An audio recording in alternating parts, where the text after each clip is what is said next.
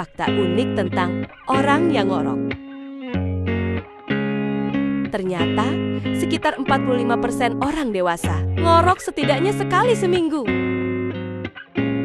Ngorok bukan cuma karena capek, tapi juga karena bentuk hidung dan tenggorokan tertentu. Laki-laki lebih sering ngorok daripada perempuan. Hewan juga bisa ngorok. Loh, kucing, anjing, bahkan gorila juga. Ada orang yang ngorok cuma saat tidur telentang, tapi berhenti kalau miring. Kamu termasuk tim ngorok atau tim tidur tenang?